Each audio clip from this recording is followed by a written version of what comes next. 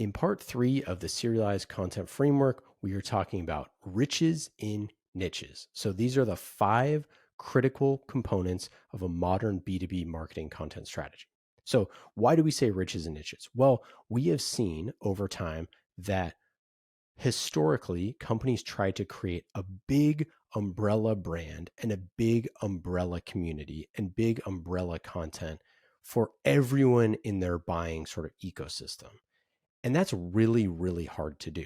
And the reason why is because if you're selling to, let's just say, the CIO and the VP of engineering and the CFO, those 3 people probably consume really different stuff. They don't sit around and talk about the same things. They sit around and talk with their peers about the same things, but they don't really hang out together. And they don't hang out digitally together. They're not in the same type of communities.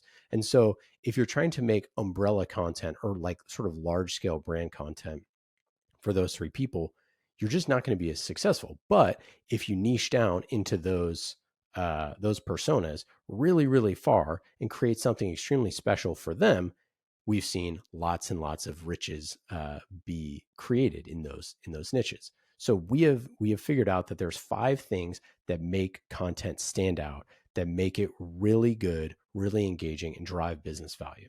So the first is that it's peer led. So you want to create authentic stories from people. And these are your customers, these are your prospects. You want to answer the question, tell me how you do it at your company. Like that is in essence what peer led is. You want to help people pattern match what they're doing at their company with what other people are doing at their companies. And this is a really important strategy to have content that is peer led. And it's something that a lot of people don't do a lot. The second one is you want to create persona driven content. So what that means is that it's the more segmented and targeted on a specific persona, the better off it'll be. So let's say in what I was talking about earlier, if you're selling to the CIO, to a VP of engineering, and to a CFO, you should be creating content for CIOs, for CFOs, and for VPs of engineering. But don't stop there. Keep going down further and further until you get to a small enough community that you can have a really big impact. So, for example, if you're selling to that VP of engineering, you could potentially niche down into VPs of engineering in a fintech company. And then there's a smaller subset that you could create really personalized, specific content for just that persona. So you could look at industry, you could look at role, you could look at like geographic differences. What about VPs of engineering that are in Brazil, for example, and they have a different way that they're doing things? So you really want to be persona driven with your content. The third thing that you want to do is you want it to be edutainment. So better content gets better engagement, but it doesn't just get better engagement, it gets way, way better engagement. So if you look at the things that go viral or the things that get shared a bunch, those things are much higher quality. They're much better researched. They're much more interesting. They're much more funny. They're much more tailored. And those things stand out. Now, you don't need to go viral in terms of getting millions and millions of downloads. What viral means is according to your niche. So if you have a very small niche that you're trying to target and you can get, let's just say 50% of the people in that niche to engage with it, then that is really, really good. And edutainment boils down to 2 things. So if you look at an X and a Y axis where you have entertainment on one side and educational on the other, you want to create things that are in the top right quadrant. Most of the time, what we're doing is we're creating things that are like features and benefits driven, that is sort of that low left quadrant. It's not really that helpful. It's not very well researched. It's not very educational. It's not super tailored to the person who's consuming it. It's just not that good in terms of its educational quality. And then it's not entertaining at all. It's not told like a story. It's not told in an interesting way. It's not created in some way that's memorable. Whereas if you are telling things in the top right quadrant, this is what Pixar is doing. This is what Marvel is doing. They are telling stories that are extremely entertaining, that have very compelling narratives, that have compelling characters, that are very realistic. So it's obviously very hard to do that, but there's things that you can do to stand out in this way. You can do things like laugh and learns, where I love that phrase, laugh and learns, where you're teaching people things, but also there's some element to humor or levity in the types of conversations that you're telling.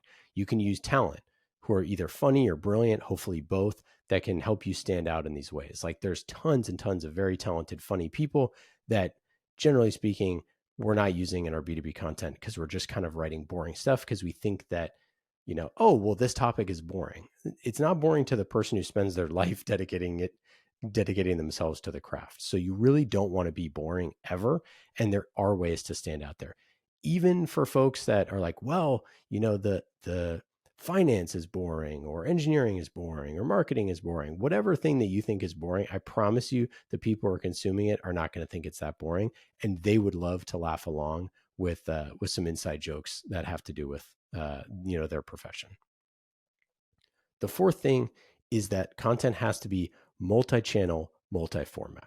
So you need to meet the audience where you are. And we talked earlier about how consumer behavior is shifting. It is shifting into apps. It is shifting into consuming things on your phone, whether it's scrolling on LinkedIn, whether it's listening to a podcast on your way to work, whether it's watching something on YouTube or on your TV. You want to have short form content. You want to have long form content. You want to have short form video, long form audio, long form video. You want to have written content, things for social, multi-channel, multi-format is super important. The multi-channel part of this is you want to push it on the apps where they're consuming these things. YouTube, Spotify, Apple, these are the places that people are using these every single day. Obviously, social channels like LinkedIn or TikTok or wherever your audience is. So you want to have this multi-format content, and it needs to be pushed into multiple channels. And of course, including your website and all of your own properties. The final one here is that it needs to be serialized. Obviously, this whole series is about creating serialized content.